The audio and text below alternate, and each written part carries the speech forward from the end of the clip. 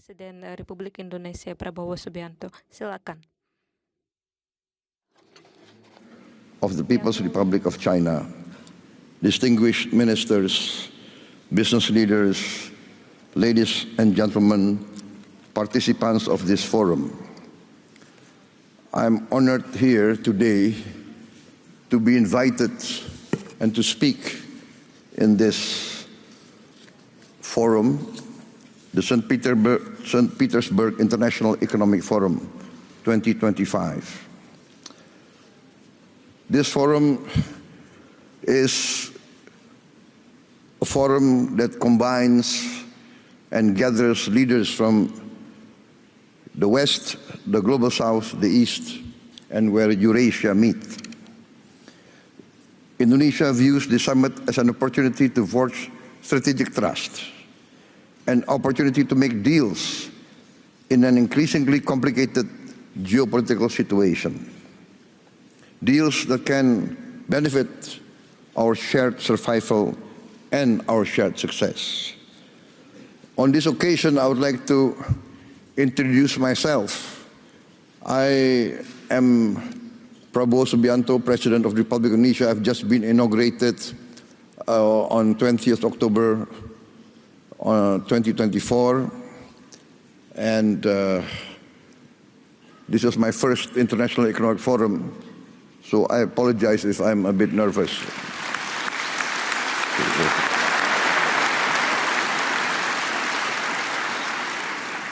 Indonesia is the fourth largest country by population. Every year, there are 5 million new Indonesians arriving in this world. Every year, 5 million. That means every year, a group of people the size of Singapore. So in 10 years, there will be 10 Singapores in Southeast Asia, the size. I give this as an illustration of the size of Indonesia. This gives us great opportunity, but also gives us great challenge. Any leader of Indonesia must think how to feed 5 million more mouths every year, 5 million new school places, etc., etc. The hospitals, and more important and most important is the food. In my opinion, the duty of a government is first to protect its people. And to protect its people means to protect its people from hunger and from poverty and from the suffering of a challenging environment. Therefore, when I took over the government of Indonesia, my main priority was, first, to achieve self-sufficiency in food. Number two, self-sufficiency in energy. Number three, to improve the education level of Indonesians to be able to compete in the challenging era of the 21st century. And fourth, to speed up the industrialization of Indonesia. Indonesia has been fortunate in being given by the Almighty Lord vast economic resources. Vast economic resources. But these vast economic resources, if not wisely managed, actually can be a curse to our people. We have vast forests, we have vast minerals, we have a lot of commodities that are useful for the world. But this has to be managed well. And therefore, in my opinion, every country needs its own economic policy and its own economic philosophy. One of the big mistakes of many countries in Southeast Asia is that we tend to always follow the biggest and the most powerful power in the world. In the last 30 years, we see the dominance of the neoliberal capitalist classical free market philosophy, which basically tends to be laissez-faire. And the Indonesian elite followed this philosophy, and therefore, in my opinion, we have not managed to create a level playing field for all our people. There is vast growth. We have grown 5% continuously, especially the last 7 years. Yes, 35% in 7 years. But we have not managed to have this so-called trickle-down effect. The wealth remains at the top less than 1%. And this is not a formula for success, in my opinion. Therefore, my position is this, that each country must follow its own economic philosophy. The economic philosophy that is in tune and that can be accepted by each country's culture and each country's background. Therefore, I have chosen the path of compromise, the path of the best of socialism and the best of capitalism. Pure socialism, we have seen, does not work. It's utopia. Pure socialism, we see many chances and many cases people do not want to work. Pure capitalism results in inequality, result in only a small percentage enjoying the fruits of the wealth. But our path is the path of the middle way. We want to use the creativity of capitalism, innovation, initiative. Yes, we need that. But we need government intervention to overcome poverty, overcome hunger, to intervene and to protect the weak. Because there's a danger in developing countries like Indonesia of what we consider the danger of state capture. The collusion between big capital business and government officials and political elite. In the end, the collusion between these two groups does not result in the alleviation of poverty and the widening of the middle class.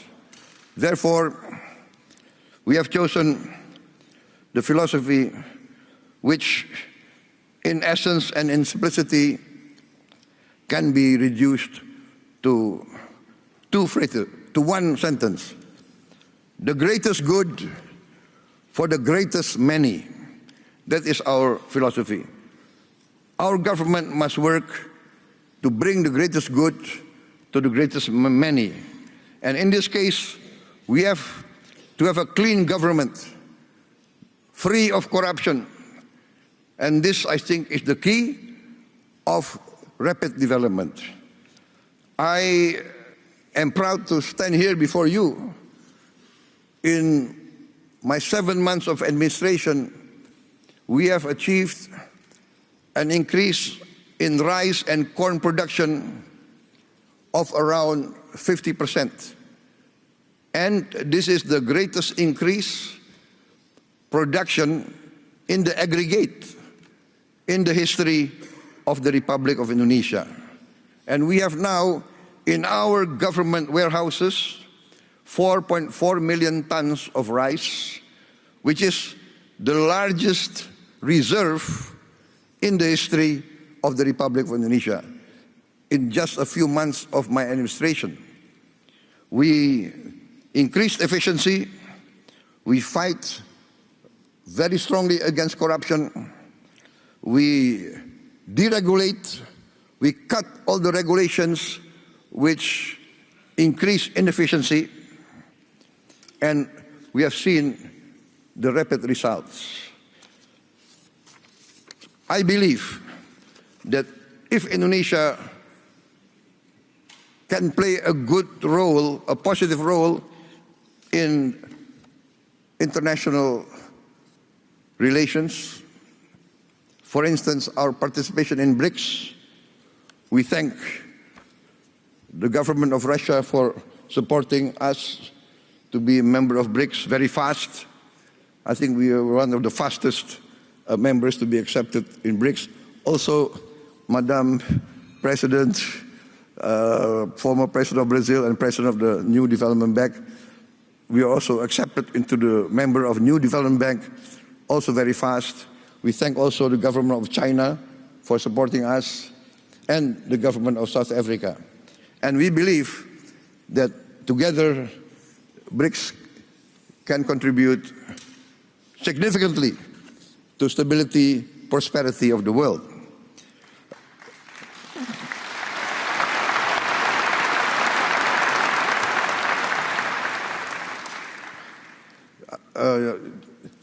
I would like just to tell us a slight story, not part of my speech, but I was asked why I did not attend the G7, but I attended the St. Petersburg Forum 2025.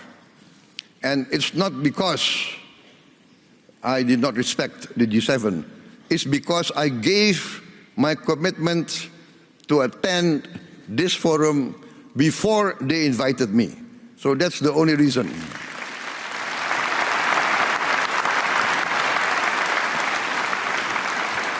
So please don't read too much into the event. Sometimes political observers, they want to read, is this a political statement, right? No. Indonesia, by tradition, always non-aligned. We respect all countries. Our foreign policy is very simple. One phrase: 1,000 friends, too few. One enemy, too many. We want to be friends with everybody.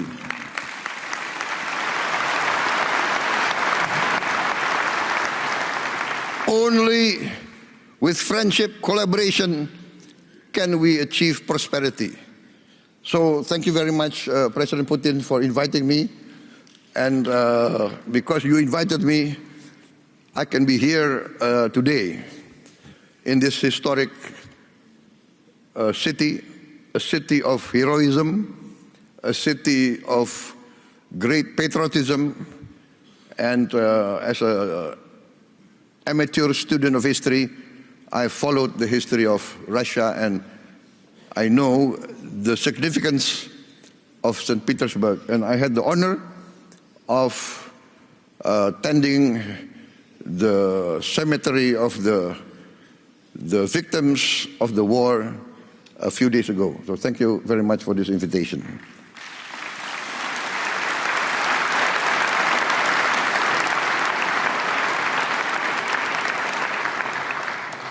For many times I have said in many forums that Indonesia has chosen the path of non-alignment.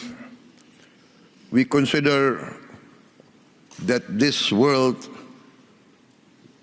must develop into a multipolar world and is developing towards a multipolar world. The world of unipolar centrality is past. This is the trend of history. This is what's happening in front of us. And so I value very much the leadership of Russia and the leadership of also China. And I want to be very frank, in the present world, in the global south, I think many from the global south will agree with me. Russia and China has never had double standards. Russia and China has always defended the downtrodden, has always defended the oppressed, has always fought for the justice of all peoples of the world. So I say this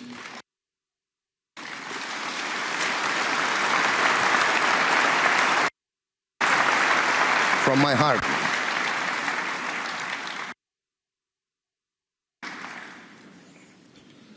Therefore, Indonesia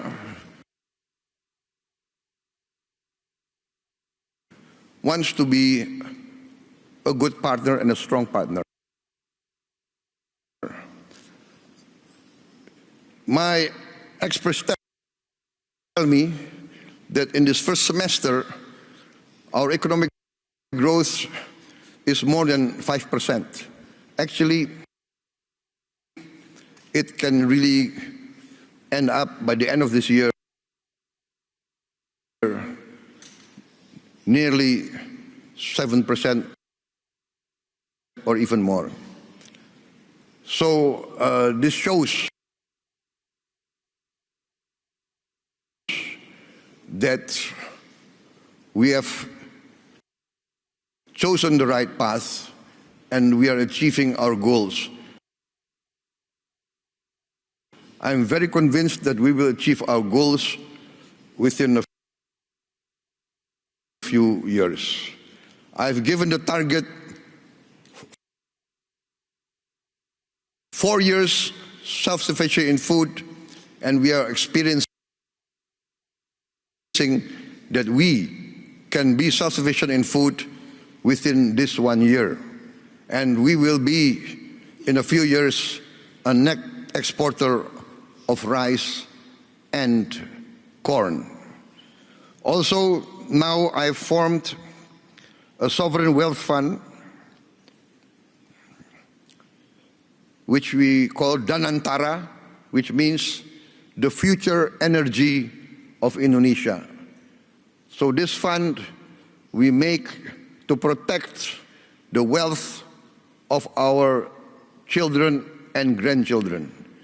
The fund now has 1,000 billion US dollars of asset under management. And this year we have cash to invest of $18 billion. We want to work together with all strategic partners. We do not ask for assistance. We do not ask for handouts. We want to be a real partner. We want to achieve together real prosperity. We are open for business.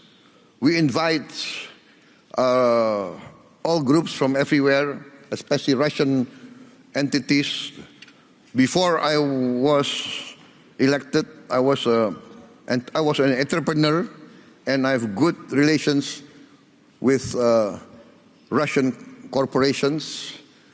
My brother has been active in this area for many, many years, I think more than 2 decades. So we know Russian corporations, and we would like to see Russia participate more in our economy. I've mentioned our foreign policy. We have always been and we will continue to be non-aligned. We thank Russia for helping us and for achieving the Indonesian Eurasian Union SIPA, comprehensive economic partnership agreement. And we have completed also negotiations with other groups, Bloc CPTPP, also with the European Union CEPA, and we also request to join OECD.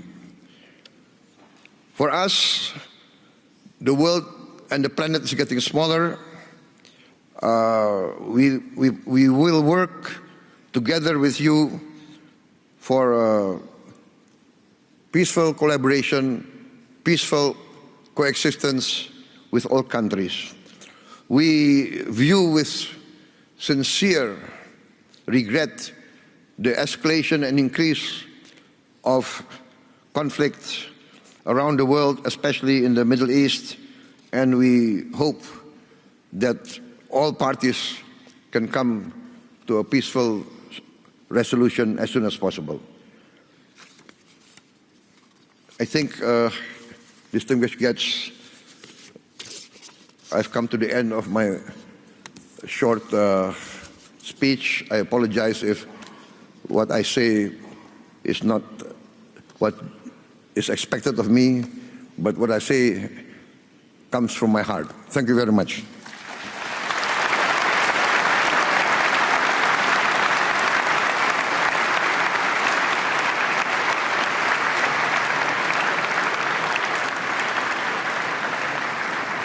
Saksikan bersama gemuruh tepuk tangan bagi Presiden Republik Indonesia Prabowo Subianto saat beliau menjadi salah satu pembicara di panggung Forum Ekonomi Internasional ke-28 di St. Petersburg pada hari Jumat ini. Dan Presiden Prabowo kita saksikan bersama tadi beliau menjadi pembicara utama di sesi sidang pleno pada St. Petersburg Economic Forum 2025 ini, dan beliau merasa sangat terhormat dan mengaku mendapatkan undangan langsung dari Presiden Putin untuk bisa hadir sebagai pembicara dalam event ekonomi akbar internasional ini. Bahkan Presiden Prabowo tadi mengungkapkan tentang sedikit dari program-program prioritasnya saat menjadi Presiden Republik Indonesia. Di antaranya beliau berkomitmen untuk memperbaiki program pangan, meningkatkan level pendidikan serta kesehatan, dan juga program energi di tanah air. Kami informasikan bahwa Presiden Prabowo di event Economic Forum St. Petersburg ini juga mengungkapkan tadi bahwa beliau lebih memilih untuk menghadiri St. Petersburg Economic Forum ini daripada menghadiri pertemuan negara-negara G7.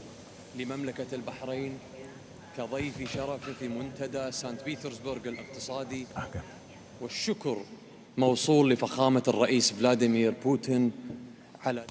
Demikian pemirsa tadi terkait dengan bagaimana Presiden Prabowo Subianto yang menjadi pembicara di sidang pleno Forum Ekonomi di St. Petersburg di Rusia.